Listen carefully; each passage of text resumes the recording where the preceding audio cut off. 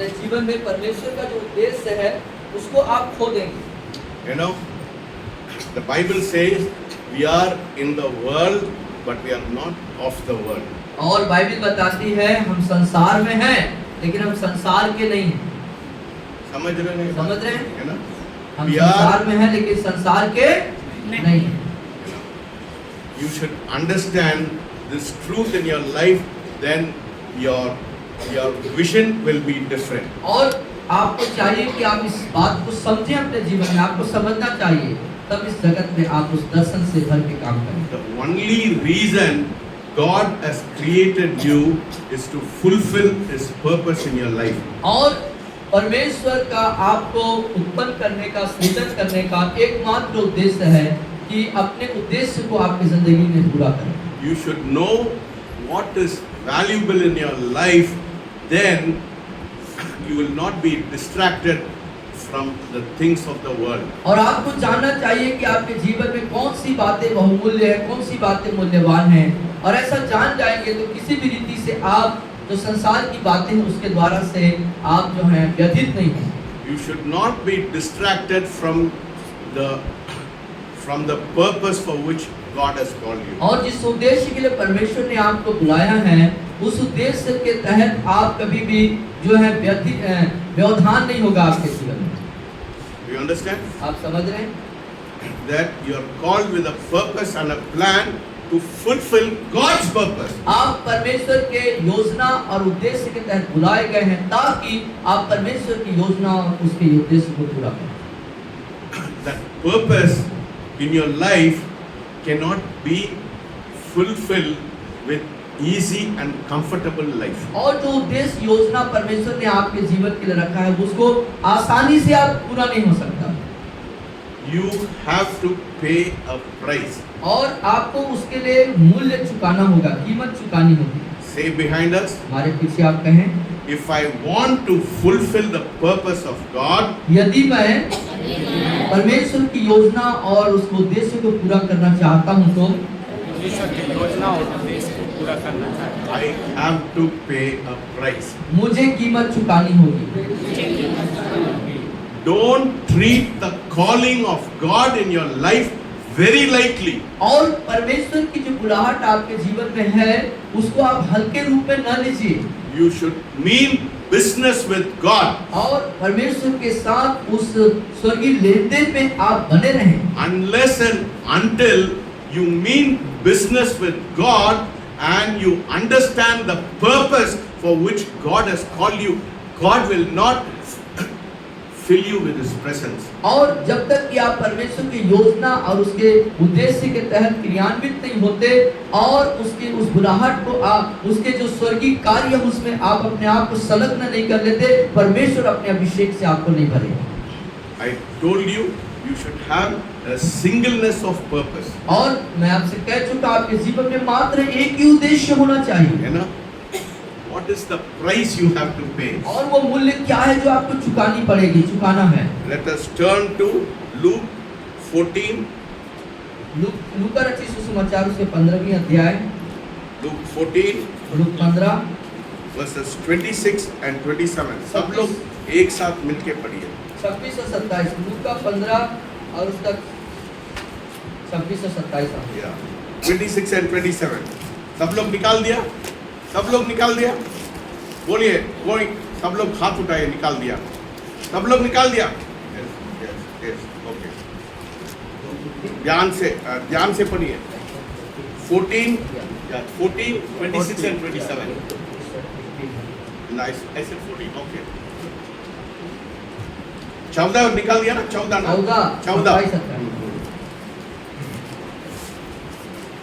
27। यदि कोई मेरे पास आए, सब लोग बोलिए मेरे साथ, यदि कोई मेरे पास आए, यदि कोई मेरे पास आए और अपने पिता और माता और अपने पत्नी और अपने पत्नी और बच्चों और भाइयों और बहनों वरन अपने प्राण को भी अप्रिय न जाने तो वह मेरा चेला नहीं हो सकता। और जो कोई अपना क्रूस न उठाए और मेरे पीछे ना आए मेरे पीछे ना आए, वह भी मेरा वह भी मेरा चेला नहीं हो सकता। See? What is the price you see? क्या है, क्या मूल्य कीमत चुकाना है आपको? When God tells you to hate your parents, your wife, it doesn't mean that you should hate them, but you should give prominence to God first. और यदि परमेश्वर आपसे अपने माता पिता या रिश्तेदारों को अप्रिय जानने के लिए कह रहा है, इसका मतलब आपको उससे नफरत नहीं करना है, परंतु उनसे रिश्तेदारों से बढ़ के परमेश्वर को प्रथम स्थान देना है है। ना? God commands us to honor our parents. और क्योंकि परमेश्वर आदेश देते हैं अपने माता पिता का आदर करना। But if they are a hindrance to the purposes of God in your life, God should become prominent in your life. लेकिन यदि वो रिश्तेदार माता पिता परमेश्वर के उद्देश्य के तहत आपके और परमेश्वर के उद्देश्य के बीच में रुकावट बन करके आते हैं, तो आपको पहला चुनाव परमेश्वर का करना। Do you know? Carrying the cross is not very easy. और आप इस बात को समझें कि क्रूस उठा के चलना आसान बात नहीं है, है ना? कीमत चुकाना पड़ता उसके है. लिए कीमत चुकाना You पड़ता है। have to pay a price to carry the cross. क्रूस को उठा के चलने के लिए आपको कीमत चुकाना पड़ेगा। How many of you want to be a disciple of the Lord Jesus Christ? और कितने लोग आप में से प्रभु यीशु मसीह की चेला होना चाहते हैं? कितना लोग चाहते हैं? कितने लोग उसका चेला होना चाहते हैं? है ना? First, you should understand the sacrifice Jesus did for you on the cross. पहली बात आपको समझना है कि क्रूस पर प्रभु यीशु मसीह ने आपके लिए एक महान बलिदान को दिए। Don't understand what God has done, what Jesus has done mentally in your mind. और जो कुछ यीशु मसीह ने आपके लिए किया, उसे आप दिमागी तौर से समझने की कोशिश मत कीजिए। You know, if you are understanding what sacrifice Jesus did for you mentally, then it will not help you, it will not make you to have a deep commitment. और यदि आप प्रभु यीशु मसीह के द्वारा किए गए आपके जीवन के लिए उस महान कुर्बानी को आप दिमागी तौर से अपने यहाँ से समझने की कोशिश करते हैं, तो उसका कोई बड़ा जो है गहरा आपको जानकारी नहीं हो पाएगा या उसके प्रति आपका सच्चा समर्पण नहीं हो पाएगा। है ना? We should understand the sacrifice not with our mind but with our heart. We should know the love which made God go to the cross. और चाहिए कि हम अपने जीवन में प्रभु यीशु मसीह के द्वारा किए गए उस महान बलिदान को अपने दिल से जानने या समझने की जरूरत है। उस अनोखे प्रेम जो उसने प्रकट किया, उसे हृदय से जानने की जरूरत है। Your flesh cannot understand what the sacrifice the Lord Jesus Christ has done. और आपका शरीर इस बात को कभी भी समझ नहीं सकेगा कैसा बलिदान प्रभु यीशु मसीह ने आपके लिए किया। But unless and until the Spirit of God opens your heart, you will not be able to value what Jesus has done for you. और जब तक कि परमेश्वर आपके आत्मिक आंखों को न खोल दे, तब तक प्रभु यीशु मसीह ने जो आपके जीवन के लिए वो महान बलिदान या जो प्रेम प्रकट किया, उसकी बहुमूल्यता को आप कदापि समझ नहीं पाएंगे। समझ रहे हैं बात को? कितना लोग समझ रहे हैं? कितने लोग समझ रहे हैं? है ना? You see, so for this we should understand, as in Hebrew it says, there is a cloud of witnesses who has gone before us. We have to look into their life and learn from them what price they paid to follow the Lord Jesus Christ. और इसलिए इब्रानी की पत्री के अनुसार इस बात को हमको जानना और समझना है, कैसे गवाहों का बड़ा बादल हमको घेरे हुए है। हमसे पहले बहुत से परमेश्वर के संतों और जनों ने परमेश्वर की उस अनोखे प्रेम को जानने के बाद कैसे अनमोल कुर्बानियां उन्होंने दी हैं हमारे जीवन को आगे प्रशस्त करने के लिए। Right from the apostles of Jesus Christ, और प्रभु यीशु मसीह के प्रेरितों के शुरुआत समय से they were all martyrs. वो सब जो है शहीदों में गिने गए, उनका वो शहीद हो गए सब। No, Peter, Andrew, पतरस, अंद्रियास James, और याकूब Judas, और यहूदा Philip, और फिलिपुस, everybody, सब लोग they did not die naturally. वो अपने स्वाभाविक मृत्यु उनको नहीं मिली थी। Peter was put upside down on the cross, और पतरस को क्रूस पर उल्टा टांगा गया था and James' neck was cut, और याकूब के साथ ऐसा हुआ कि तलवार से उसकी गर्दन काट दी गई and Thomas was speared, और थोमा के साथ क्या हुआ, उसके पीठ पर भाला भोंक दिया गया। everyone except John, यहुना को छोड़ करके, even John यहाँ तक कि यहुना भी was put inside a basin of hot oil. और एक उबलते तेल के बर्तन पर और उसको यहुना को डाला गया। समझ लो, तेल के अंदर आप उंगली लगा सकता क्या? उबलते तेल में उंगली लगा सकते हैं क्या आप लोग? पूरा he was immersed in an oil burning. और एक उबलते हुए तेल में उसे डुबा दिया गया।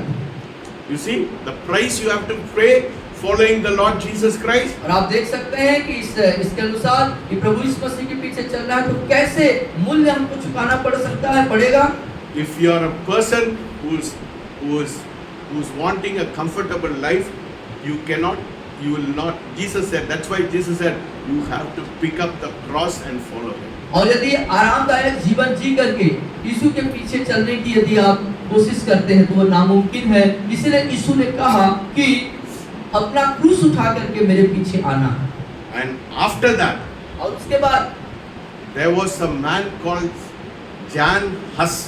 और एक व्यक्ति जो जॉन हस करके, जॉन नहीं है, Jan Hus. जैन हस करके एक व्यक्ति है ना?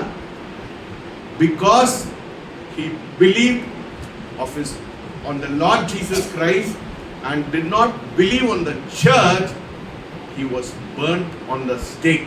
और आप देख सकते हैं जैन हस जो है वो प्रभु यीशु मसीह पर विश्वास करने के कारण और कलीसिया के द्वारा निर्धारित नियम कानून को नहीं पालन किया, यीशु पर विश्वास करने के कारण उसे जो है आग पर जलाया गया।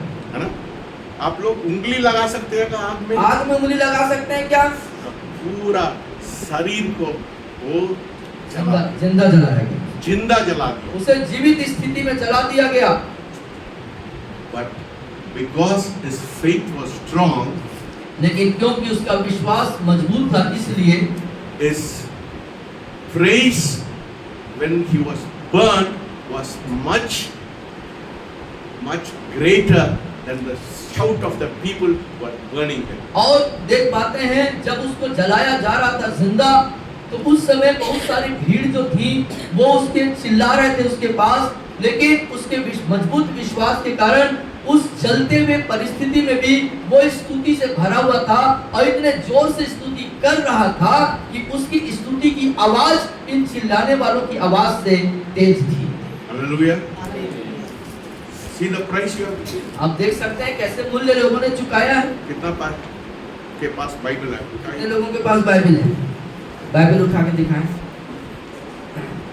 You know, the Bible which is in your hand, और जो बाइबल आपके हाथ में है ना? Many of us we do not know the value of the Bible which is in our hands. और हम में से कई लोग जो हमारे हाथ में जो बाइबल है उस बाइबल की मूल्य को भी हम नहीं पहचानते। You know, the Bible which is now in your hand, जो बाइबल आपके हाथ में भी है, because one person paid a price for you to have this Bible in your hand. और एक व्यक्ति ने आपके हाथ में बाइबल हो इसलिए एक भारी कीमत को चुकाया ना। In the olden times, in the beginning of the church, और पुराने समयों में जब कलीसिया शुरुआत हुई उस समय में only the priest were allowed to read the word which was interpreted by the church. और जो बाइबल है जो कलीसिया के द्वारा से अनुवाद की गई थी उस बाइबिल को सिर्फ जो याजक है, जो प्रीस्ट है, जो फादर है या जो मुख्य व्यक्ति है, सिर्फ उसी को पढ़ने की अनुमति थी। उसके बाद उन लोग उसको बांध करके रखते थे, बाउंड इट विद चेन, या उसको एक चैन से, एक सांकल से बांध करके रख देते। बट वन पर्सन, लेकिन एक व्यक्ति, he said, I want the Bible to be in your hands and my hands. What he did, he translated the Bible so that people may have possession of the Bible. और उसके बाद वो Bible आपके और मेरे हाथ में, सबके हाथ में हो, इसलिए उसने उस बाइबिल का अनुवाद किया। And because of that, you have the Bible in your hand. और इसलिए कि आपके हाथ में वो बाइबिल हो, इसलिए You know what price he paid? मालूम है उसके लिए उसने क्या, उसको कीमत चुकानी पड़ी। His name is William Tyndale. और विलियम टाइंडेल उस व्यक्ति का नाम है। They tied him to a rope, to a pole. और एक खंबे पर उसे बांध दिया गया। They put all the wood around him. और उसके चारों तरफ लकड़ी सजाया गया। And they burnt him alive. और उसे भी जिंदा जला दिया गया। So don't take your Bible very lightly. तो इसीलिए जो बाइबिल आपके हाथ में है, इसको हल्के में मत लें, इसको सस्ता मत समझ लें। No, we treat our Bible very lightly. We do not pay attention to the word of God. See, blood was shed for the Bible to be in your hand. और इसको हम हल्के में ले लेते हैं, बाइबिल की मूल्य को हम नहीं समझते हैं, इसके लिए लहू बहाया गया और इसके लिए भारी कीमत चुकाई गई। You know, if you are treating it, you should understand the price was paid for the Bible to be in your hand. और आपके हाथ में बाइबिल हो, इसलिए भारी कीमत प्रभु के लोगों को चुकाना पड़ा है। You know, see, right from the apostles' time, blood was shed for you to know the Lord Jesus Christ. और प्रेरितों के जमाने से लेके आपके जानने तक बहुमूल्य रक्त को बहाया गया कि आप जो है प्रभु यीशु मसीह को उद्धारकर्ता के रूप में जान जाएं। Heavy price was paid for you to receive the Lord Jesus Christ. प्रभु यीशु मसीह को आप ग्रहण करें, इसलिए एक भारी जो बलिदान है वो चुकाया गया। So don't take your salvation very lightly. इसलिए जो उद्धार आपने प्राप्त की है, जो उद्धार आपने पाया है, उसे भी हल्के में मत लीजिए। Always, blood was always shed for you, for the gospel to reach you. और हमेशा वो blood was shed for the gospel to reach you. और वो लहू इसलिए बहाया गया कि सुसमाचार आप तक पहुंच सके। हालेलुया। हालेलुया। समझ रहे है ना, एक कीमत को समझ रहे, आप कीमत को समझ रहे हैं। मत हल्का से मत ले लीजिए, है ना। If you understand that, you will give your life to the Lord. और जब इस तथ्य और इस सत्य को जब आप गहन अंदर से समझेंगे, दिल से समझेंगे, तब अपना जीवन वास्तविक रूप में आप समर्पित कर पाएंगे, है ना। One man, he understood the value of the people who paid the price for the salvation and for the gospel to reach them. और एक व्यक्ति जिसने अपने दिल से बेहतर समझा, परमेश्वर के लोग उद्धार पाए और वचन उनके पास पहुंचे, इसलिए His name is John Knox. और उसका नाम जॉन नॉक्स था। John Knox, he understood the value of salvation. He understood the value of reaching souls. और आत्माओं तक पहुंचना और लोग उद्धार को प्राप्त करें, इसके महत्व को, इसकी बहुमूल्यता को जॉन नॉक्स ने समझ लिया। आजकल it's become a fashion to minister without preparation. और बिना तैयारी के सेवकाई को करना आजकल का एक फैशन बन चुका है। Yes. I see many of the so-called pastors.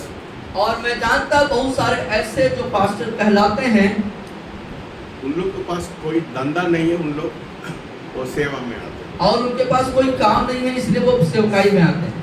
इसलिए हमारा देश को हम लोग परमेश्वर के पास नहीं लेकर आते। और That is why. इसीलिए हमारा देश जो है प्रभु के पास नहीं ला पा। Because they have treated, they think that ministry is another job. और उन्होंने इस तरीके से व्यवहार किया कि जो सेवा है परमेश्वर प्रभु यीशु मसीह की सेवा है वो एक प्रकार का कोई दूसरी नौकरी है, कोई दूसरा कार्य है। Yes, मेरे लिए I have not got any other job. I'll be a pastor or a minister. और मेरे पास कोई नौकरी या कोई काम नहीं है इसीलिए मैं पास्टर बन जाऊं। इसलिए many of the pastors भीख मांगते हैं, और इसीलिए बहुत सारे पास्टर भीख मांगते हैं है ना? परमेश्वर के नाम को इतना बदनाम करते हैं और परमेश्वर के नाम को बदनाम करते हैं। because they treat it as a job. They don't value what Jesus has done for them. क्योंकि They do not value what Jesus has done for them, but they think it as a job. और क्योंकि यीशु मसीह ने जो किया उसकी मूल्य नहीं जानने के कारण इस कार्य को, सेवा को नौकरी के रूप में देखते हैं। You know, what did John Knox do? और जो कुछ जॉन नॉक्स ने किया, He went alone and prayed for so long. His both the knees, the skin was peeled. और वो अकेले में गया, प्रभु के साथ ऐसा वक्त गुजारा कि उसके घुटने पे छाले पड़ गए और चिन्ह बन गए। He was in the closet of prayer. और उस प्रार्थना के बीच अकेलेपन में था वो। You know, how was his burden? और कैसा उसका बोझ था मालूम है? He said, "Give me Scotland or I die." और मुझे प्रभु स्कॉटलैंड दे दीजिए, अन्यथा मर जाऊंगा। आपको प्रार्थना कैसा है? How is your prayer? और आपका प्रार्थना कैसा है? For the souls, how is your prayer? How much are you praying and going alone in the presence of God and crying, "Lord, give me shadow or I die"? और आपका प्रार्थना कैसा है? क्या आप एकांत में जाते हैं प्रभु के सामने एक बोझ के साथ शैडोल के लिए रोते हैं कि परमेश्वर शैडोल मुझे दे दे, अन्यथा मैं मर जाऊं? You know, another man of God called Hyde, John Hyde. और एक दूसरा व्यक्ति प्रभु का दास जॉन हाइट करके हैं। You know, he came to Punjab. वो पंजाब आए। He prayed so much, his heart became weak. और वो इतना ज्यादा प्रार्थना किया कि उसका हृदय जो है बहुत कमजोर हो गया। He neglected food.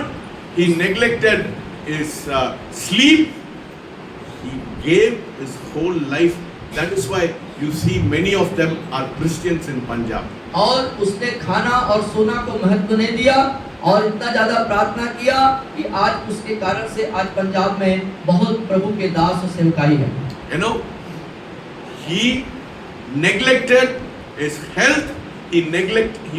Everybody said, "Your heart is weak, you will die." But he did not mind. He said, "God, give me souls or I die." उसने अपने खाना और जीना को बिल्कुल नजरअंदाज किया। लोगों ने उससे मना करी, फिर भी उसने नहीं माना, परंतु उसकी प्रार्थना बनी रही, परमेश्वर मुझे लोगों को, आत्माओं को दीजिए। How is your prayer? आपका प्रार्थना कैसा है? How is your prayer life? आपका प्रार्थना का जीवन कैसा है? You know, when John Knox prayed, जब जॉन नॉक्स ने प्रार्थना करी the Queen of Scotland said, और उस स्कॉटलैंड की रानी ने कहा, "I am afraid of John Knox's prayer than the army of England." और इंग्लैंड की सेना से ज्यादा मैं जो जॉन नॉक्स की प्रार्थना है उससे डरती हूँ। आप लोग के प्रार्थना में लोग डरते हैं क्या? आपके प्रार्थना से लोग डरते हैं क्या? है ना? ऐसा वाला प्रार्थना करना है ना? Your prayer should be in such a way. Your prayer should be in such a way. आपके आसपास के लोग डरना है। समझ रहे हैं बात को? है ना?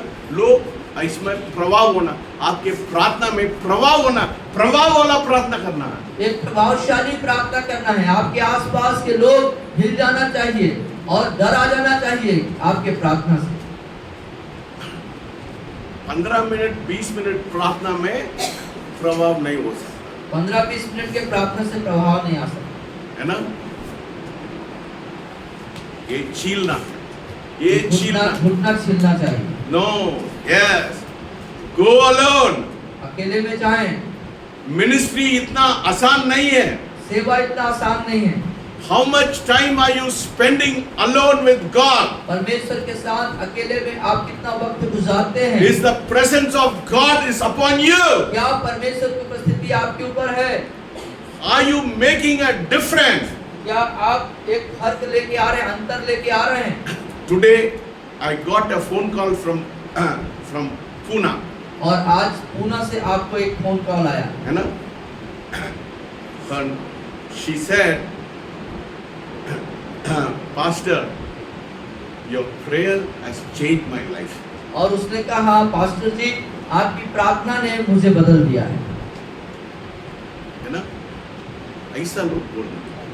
आपका गवाही क्या है? What is your testimony? और आपकी गवाही क्या है? How much time you spend? कितना समय आप गुजारते हैं, वक्त गुजारते हैं प्रार्थना में? आपके परिवार लोग भी बोलेंगे आप लोग पागल हैं. और परिवार के लोग हो सकता है आपको बोले आप पागल हैं. How much time are you spending in the presence of God? परमेश्वर की उपस्थिति में आप कितना वक्त गुजार रहे हैं? है ना?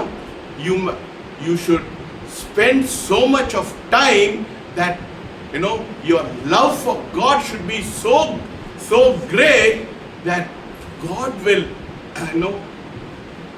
God will be able to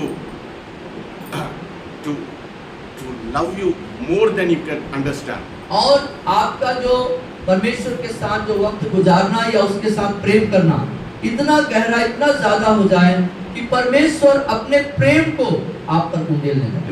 More than you desire His presence. और जितनी उपस्थिति की आप उम्मीद परमेश्वर से करते हैं, God should desire your presence. और परमेश्वर को आपकी उपस्थिति, अपनी उपस्थिति देने के लिए आपके लिए वो इच्छा हो जाना चाहिए. Hallelujah. हालेलुया. है ना? More than you desiring God, God should desire you. जितना आप इच्छा रखते हैं परमेश्वर के प्रति, उससे बढ़ करके परमेश्वर की इच्छा आपके प्रति होना चाहिए. That is how deep your prayer should be. और यही है आपके उस गहरे प्रार्थना का असर. है ना? Day before yesterday. और एक दिन पहले परसों, है ना? 2 o'clock. 2 बजे Suddenly I got up from my sleep and the Lord said, I miss you. और मैं अपने नींद से अचानक से जागा और परमेश्वर ने मुझसे कहा कि मैं तुम्हें खो रहा हूँ. है ना? Has God told you like that? क्या परमेश्वर ने आपसे ऐसा कहा? This is the second time the Lord has said to me like this. और ये दूसरी बार जब परमेश्वर ने मुझसे कहा कि मैं तुम्हें मिस कर रहा हूँ. I am not boasting. मैं अपनी बड़ाई नहीं कर रहा हूँ.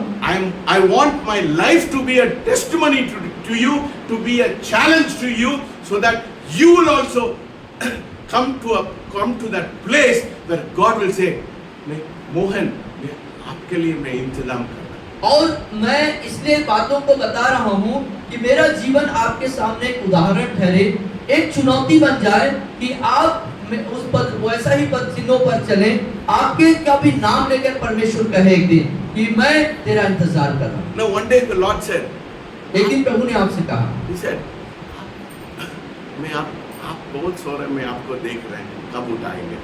और आप बहुत सो रहे हो और मैं इंतजार कर रहा हूँ, मैं देख रहा हूँ कि कब आप जागोगे और मैं आपसे एक संगति को करूँ. Come into an experience like that in your life. और इस तरह के परमेश्वर के साथ संगति करने का अनुभव, बातचीत करने का अनुभव में आइए. My friend, it is not easy. और मेरे मित्रों, ये उतना आसान नहीं है. है ना? सुबह 2 बजे उठने समय, रोज उठने समय सिर दर्द रहता है, आँख जलता है ना? It's not easy. I'm telling you. और ये बहुत आसान नहीं है. 2 बजे नींद अधूरी रहती है, सिर दर्द और आँख में जलन भी रहता है ना? It is not easy. I'm telling you. और मैं आपसे कह रहा हूँ ये आसान बात नहीं है. But the price should be paid for the presence of God. When God will say, "Oh, I miss you, Manboj. I miss you, Ravish. I miss you, Sagar. I am waiting for you to wake up so that I can have fellowship with you." और उसके लिए ऐसा मूल्य चुकाया जाए, ऐसा मूल्य चुकाया जाना चाहिए कि परमेश्वर विवश हो जाए और नाम लेकर के हमारा कह सके कि मैं तुमको मिस कर रहा हूँ, मैं तुमसे मिलना चाहता हूँ. How How many of you want to see revival? कितने लोग जागृति आते हुए देखना चाहते हैं, जागृति देखना चाहते हैं? You know, if you want to see revival, you should be willing to give your life for wherever you are. और यदि आप सच में जागृति देखना चाहते हैं अपने क्षेत्र में, तो उसके लिए क्या आप इच्छा रखते हैं अपना पूरा कुर्बानी देने के लिए You परमेश्वर? know, you should come into an intimacy with God. और इसके लिए आपको चाहिए परमेश्वर के साथ एक घनिष्ठ संबंध में आने के लिए। You know, the closest relationship is between a man and his wife.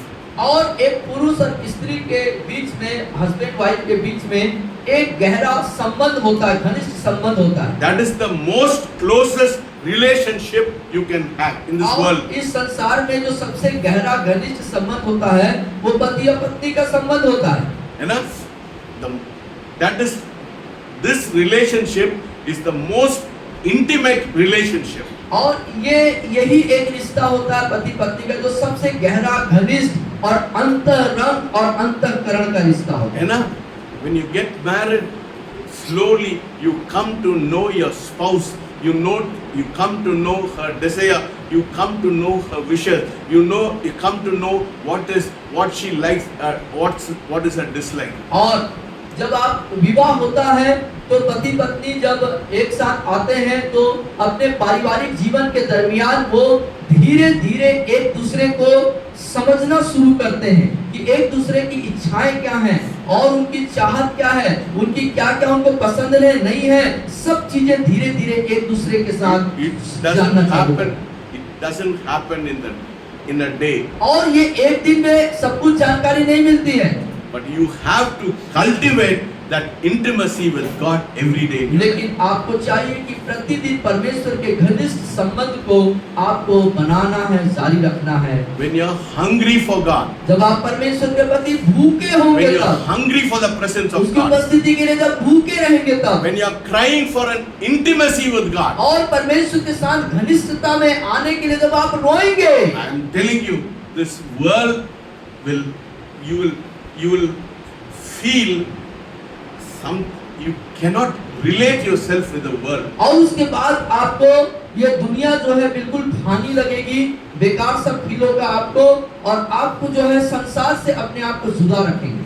Yes, you will be so disinterested with the world that you always want, Lord, I want your presence. I want your presence. I want your presence. और उस स्थिति में आप संसार से कोई रुचि नहीं रखेंगे, बिल्कुल आपकी अइच्छा जैसा जीवन होगा, बल्कि आपके अंदर एक आवाज आएगी, मुंह से आप यही बोलते रहेंगे, परमेश्वर में आपकी उपस्थिति को चाहता हूं।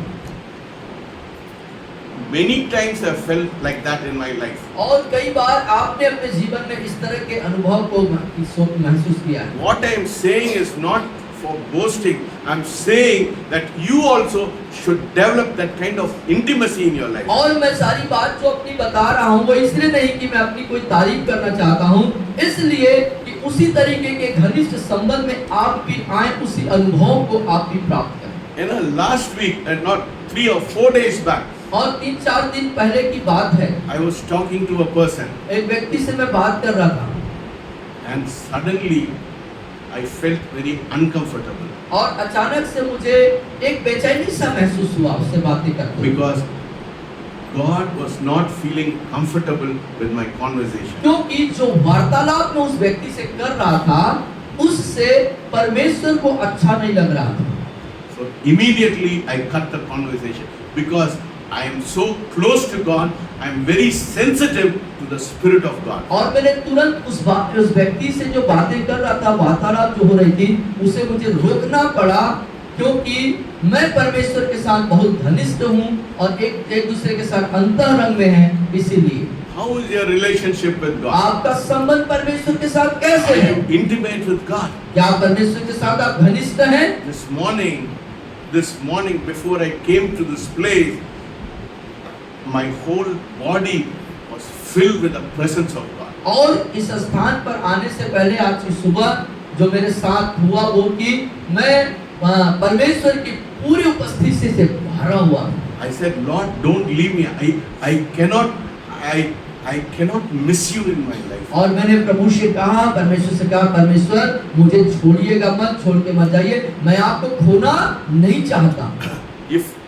If even the Lord leaves me for 10 or 15 minutes, I feel I've lost something in my life. और यहाँ तक कि 10 या 15 मिनट के लिए परमेश्वर की उपस्थिति मुझे छोड़कर जाती है, तो मैं बिल्कुल अजीब सा महसूस करता हूँ, बिल्कुल बेचैनी महसूस करता हूँ। What do you want in your life? आप अपने जीवन में क्या चाहते हैं? You want the presence of God? क्या आप परमेश्वर की उपस्थिति चाहते हैं? You want an intimacy with God? क्या परमेश्वर के साथ घनिष्ठता चाहते हैं? Do you want God to speak to you every moment, every second? क्या आप चाहते हैं कि परमेश्वर आपके साथ हर पल आपसे बातें करते रहें? When you develop that kind of intimacy with God, और जब इस तरह की घनिष्ठता को परमेश्वर के साथ आप बढ़ाएंगे, विकसित करेंगे, तब you will not be bothered what people tell you, लोग आपको क्या कहेंगे इसकी आपको कोई परवाह नहीं होगी, because you will be so full of God क्योंकि आप परमेश्वर से पूरा भरे हुए होंगे that you will not mind if anybody tells anything to you. कोई भी व्यक्ति आपके लिए कोई भी कुछ भी बोले, उस बात पर आपका कोई ध्यान नहीं होगा, Because you are not concentrating on what they are saying, but your whole mind, heart, everything is in intimacy with God. क्योंकि आपका ध्यान लोगों के बोलने के तरफ नहीं, परंतु पूरी घनिष्ठता और एकाग्रता और लगन के साथ परमेश्वर के साथ है। So develop that kind of intimacy with God. इसीलिए आप अपने जीवन में परमेश्वर के साथ वैसे ही इसी प्रकार की घनिष्ठता को विकसित करें।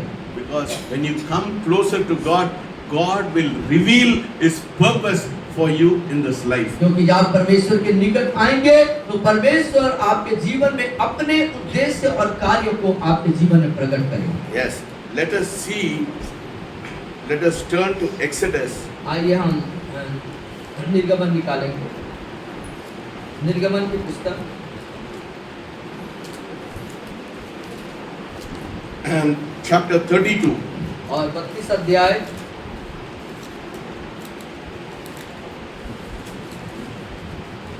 निर्गमन की पुस्तक 32 अध्याय, पुराना नियम का दूसरा किताब, Chapter 32, 32 अध्याय verses 7. और उसकी 7वीं आयत को हम देखें 7 to 11 पढ़िए। और 7 से 11 हम पढ़ लेंगे सब लोग मिलके पढ़िए। और मेरे पीछे आप बोलेंगे। तब यहोवा ने मूसा से कहा, नीचे उतर जा, क्योंकि तेरी प्रजा के लोग जिन्हें तू मिस्र देश से निकाल ले आया है, सब लोग वे आवाज बिगड़ गए हैं। आवाज उठाएंगे। वे बिगड़ गए हैं, जोर से बोलिए ना। और जिस मार्ग पर चलने की आज्ञा मैंने उनको दी थी, उसको झटपट छोड़कर उन्होंने एक बछड़ा ढाल कर बना लिया, फिर उसको दंडवत किया और उसके लिए बलिदान भी चढ़ाया। और यह कहा है, हे इस्राएलियों, तुम्हारा ईश्वर जो तुम्हें मिस्र देश से छुड़ा ले आया है, वह यही है। फिर यहोवा ने मूसा से कहा, मैंने इन लोगों को देखा और सुन, वे हठीले हैं। अब मुझे मत रोक, मेरा कोप उन पर भड़क उठा है, जिससे मैं उन्हें भस्म करूं। परंतु तुझसे एक बड़ी जाति उपजाऊंगा। तब मूसा अपने परमेश्वर यहोवा को यह कहकर मनाने लगा, हे यहोवा, तेरा कोप अपनी प्रजा पर क्यों भड़का है, जिसे तू बड़ी सामर्थ और बलवंत हाथ के द्वारा मिस्र देश से निकाल लाया है। 12 भी पढ़िए।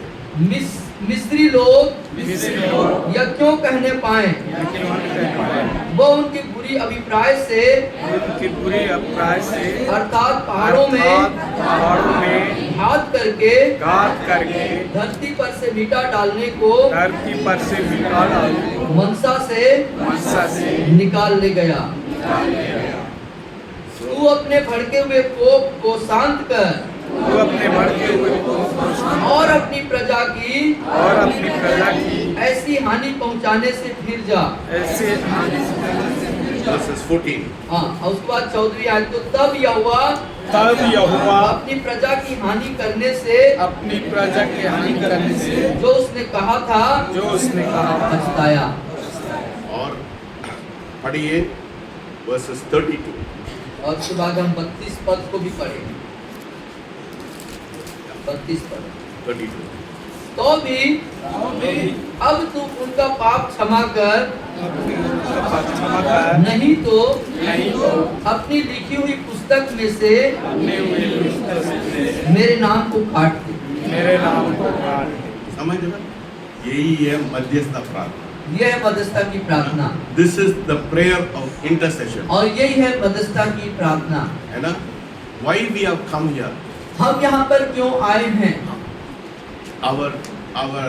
Our nation is filled with idolatry. हमारा देश मूर्ति पूजा से भरा हुआ है।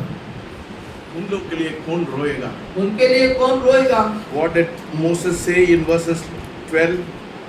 He says, verses 11, then Moses pleaded with the Lord his God and said, Lord, why does your wrath burn but against your people when you have brought them out of the land of Egypt with great power and with mighty और hand? 11वें पद में मूसा इस तरीके से परमेश्वर से कहता है, परमेश्वर यहोवा को यह कह के मनाने लगा, हे यहोवा, तेरा कोप अपनी प्रजा पर क्यों भड़का है, जिसे तू बड़ी सामर्थ और बलवंत हाथ के द्वारा मिस्र देश से निकाल लाया। And verses 32. और उसके बाद हम 32 पद को Yet now, हाँ, if तो भी अब you will not forgive their sin, if you will not forgive their sin, but if not, I pray that you take,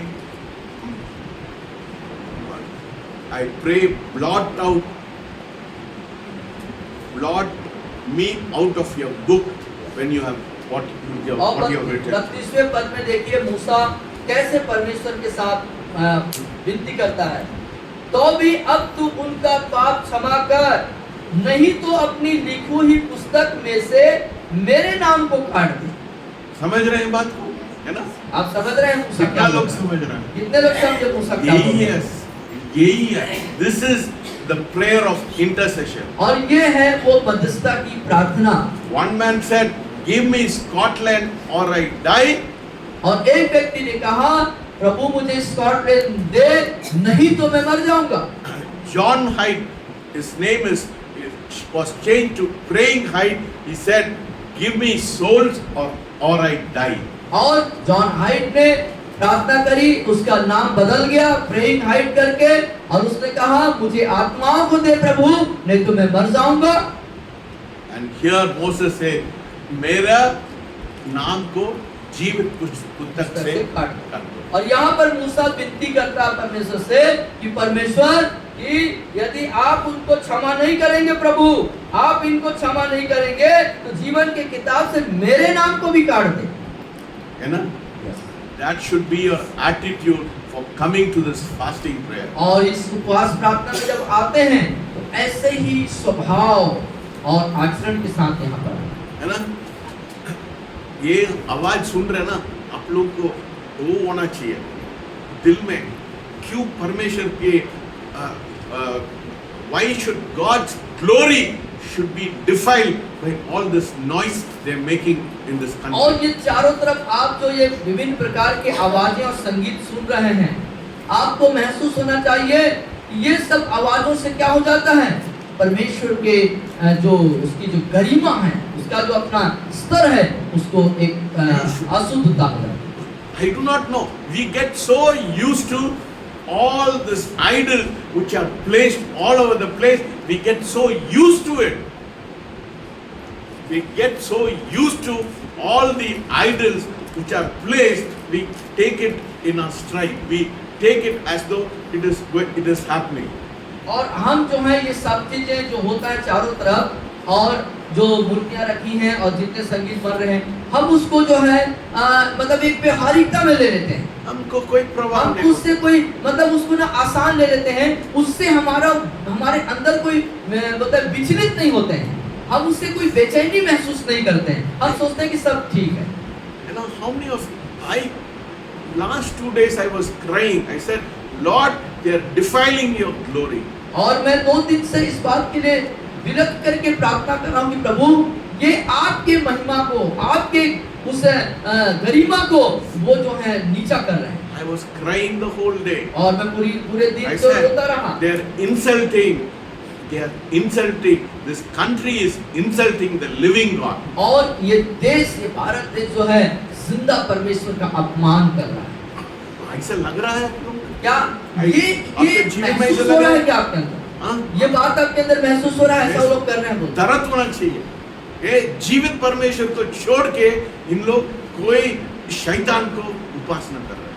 आप लोग के जीवन में वो दुख पहुंचना है। You should दुख होना cry. चाहिए, दर्द होना चाहिए कि ऐसा ये लोग ऐसा कर रहे हैं, इस बात का हमको अंदर जो है एक दर्द महसूस होना You चाहिए। should say, Lord, take my name from the book of life.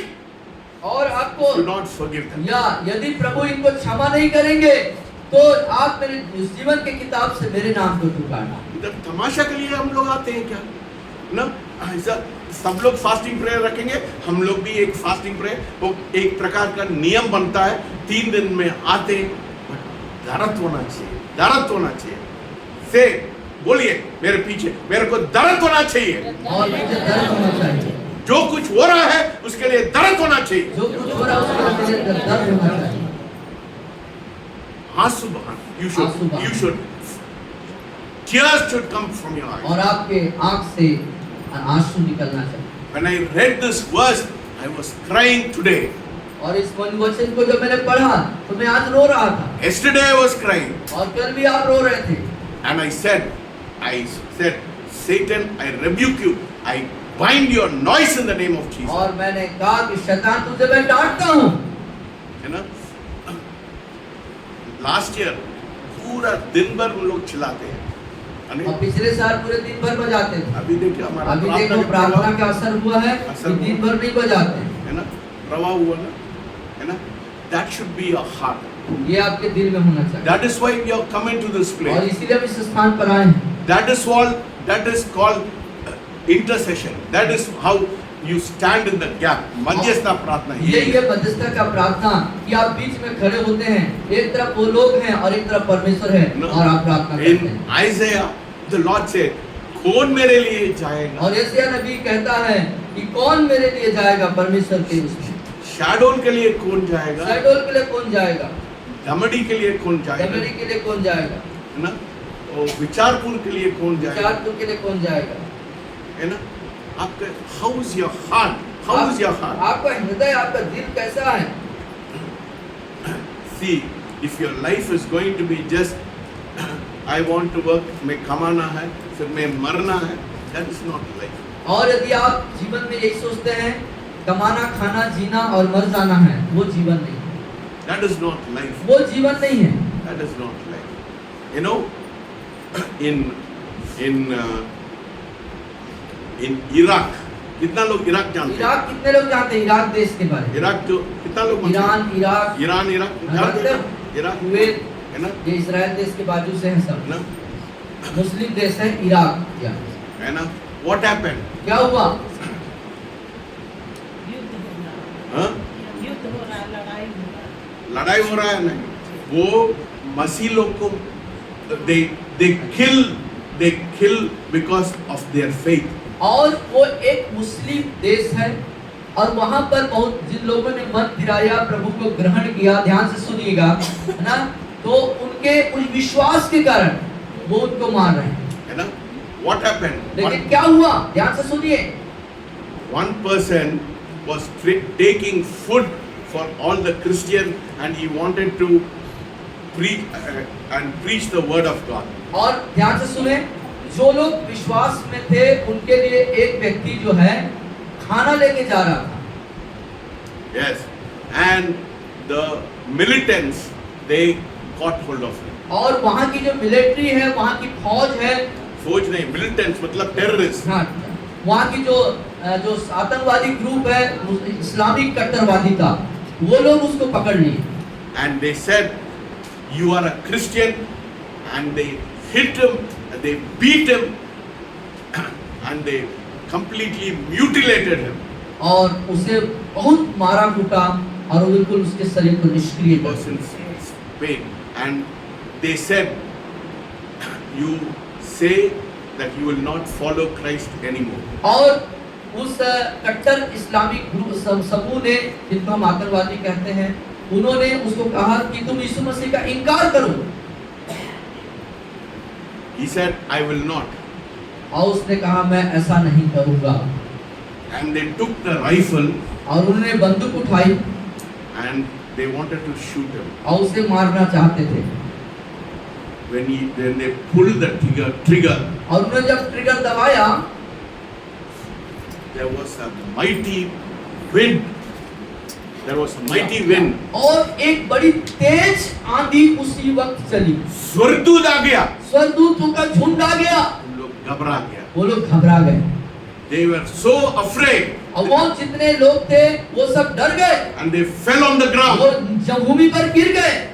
This is the hand. Now they are also accept the Lord Jesus Christ. अब वे लोग भी प्रभु यीशु मसीह को उद्धारकर्ता ग्रहण कर लिए. Price has to be paid. और मूल्य जो कीमत है वो चुकाना पड़ता है. Without paying the price, और बिना मूल्य चुकाए you cannot see revival. आप जागृति नहीं देख सकते. I have studied revival. मैंने स्टडी आपने उस जागृति पर अध्ययन किया है. एक शताब्दी, every century there is a revival because people went alone and prayed. और हर इन तमाम वर्षों में जो है हर शताब्दी में जागृति आई, इसलिए कि उस शताब्दियों में लोगों ने जो है अकेले में जाके खुदा के साथ वक्त Yes. गुजारा. Revival does not come without paying a price. और बिना मूल्य चुकाए जागृति नहीं आता. Without paying, say, without paying a price, बोलिए बिना मूल्य चुकाए revival not happen. जागृति नहीं होता. कितना लोग चाहते हैं आपके इलाका में जागृति? कितने लोग चाहते हैं आप जहाँ रहते हैं, आप जहाँ से ताल्लुक रखते हैं, जिस एरिया से आप हैं, जिस गांव से हैं, वहाँ पर जागृति आए.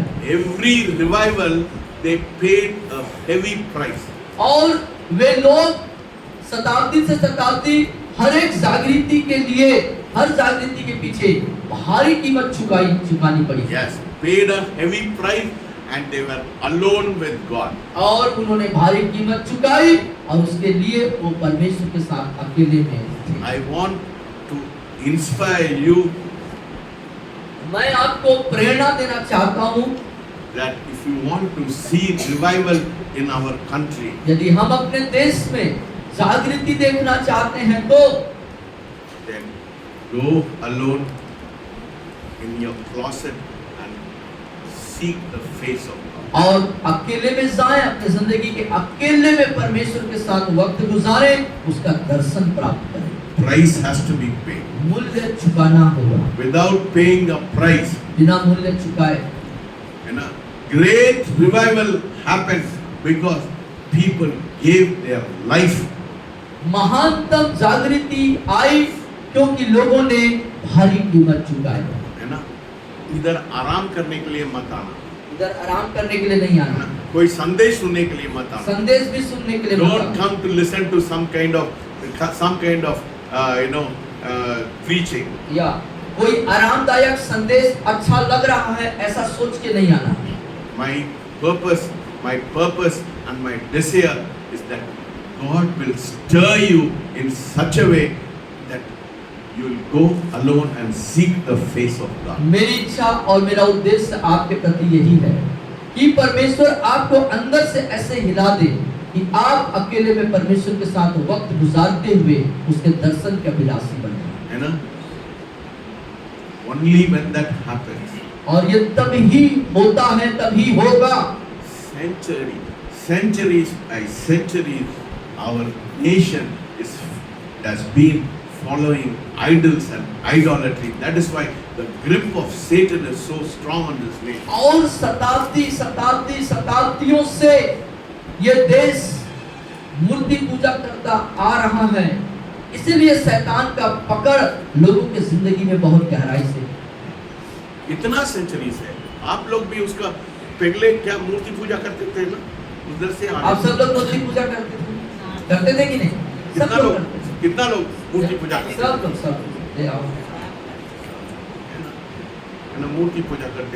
वो शताब्दी में हमारा देश क्या है, मूर्ति पूजा में वो बसा हुआ है, श्राप से भरा, श्राप से भरा। उसको if you want the grip of Satan, यदि आप चाहते हैं कि जो शैतान का जो पकड़ है, उसका जो जकड़ है वो टूटे, वो हटे, तो if you want the strongholds of Satan to be broken, you have to break your knees. और यदि आप चाहते हैं कि शैतान की पकड़ और जकड़ से लोग आजाद हों, वो टूटना है, तो आपको अपने घुटने को घिसना पड़ेगा। You should have the heart of Jesus. आपके पास प्रभु यीशु मसीह का सा दिल होना चाहिए। Even you should love people who hate you. और यहाँ तक कि जो लोग आपसे नफरत करें, उनसे भी आपको मोहब्बत ही करनी है। Hallelujah, hallelujah. समझ रहे हैं बात को? समझ रहे हैं आप? कितना लोग समझ रहे हैं बात को? कितना लोग निर्णय लेंगे आज से मैं मेरे घुटना को छीलने तक मैं प्रार्थना? कितने लोग आज एक बात को निर्णय लेके जाना है यहाँ से कि परमेश्वर, मैं आपके लिए अपने घुटने को छीलने के लिए तैयार हूँ। है ना, हाथ उठाने में नहीं है, निर्णय लेना है। कहना बोलना आसान है ऐसे, लेकिन आसान उसको से बोलना, हाँ, यहाँ दिल से बोलना। You should catch. I want you to catch that fire. और आपको बोलना है कि प्रभु, मैंने उस आग को पकड़ लिया है, उस आग को पकड़ लेना है। I want to go with that fire in my belly. मैं अपने पेट के अंदर, अपने अंदर उस आग को लेके जा रहा हूँ प्रभु। Unless and until you carry that fire in your life, तब तक कि आप अपने जिंदगी में उस दृढ़ संकल्प के आग को लेके नहीं जाएंगे, we cannot see revival. आप जागृति नहीं देख सकते। Price is heavy. वो जो कीमत है वो भारी है। बोलिए, मूल्य बहुत कीमती देना है। भारी, बोलिए, भारी कीमत भारी है। बोले कीमत बहुत भारी है। मैं देना चाहते हैं। मैं देना चाहता हूँ। You understand? क्या आप समझ रहे हैं इस बात? Don't understand it mentally. उसको दिमाग से मत समझिए। When you understand it here, जब आप यहाँ से समझेंगे उसको, माँ बाप, बेटे, बच्चे, पोते, सबको आप भूल जाइए। समझ रहे? It's not easy. और ये आसान नहीं। I want to be a leader who will sacrifice my life. I am willing to die as a martyr. और मैं ऐसा अगुआ होना चाहता हूँ, जो ऐसे लोगों का अगुआ होना चाहता हूँ जो अपने जीवन को यीशु के लिए कुर्बानी में तब्दील कर दे। और मैं स्वयं एक शहीद बनना चाहता हूँ। मैं मेरे जीवन को कुर्बान करने के मैं अपने जीवन को कुर्बान करने के लिए तैयार हूँ। कितना लोग देने के लिए? कितने लोग, आप में से कितने लोग देने के लिए तैयार हैं? प्रार्थना करें। बोलिए, पिता परमेश्वर, आज मैं पिता परमेश्वर कोई संदेश सुनने के लिए नहीं आया, मैं एक निर्णय लेने के लिए आया। आवाज उठा करके प्रार्थना, सब लोग प्रार्थना करें, आवाज उठा बोलिए, आपके दिल से प्रार्थना करें। ओ पिता परमेश्वर, मेरे जीवन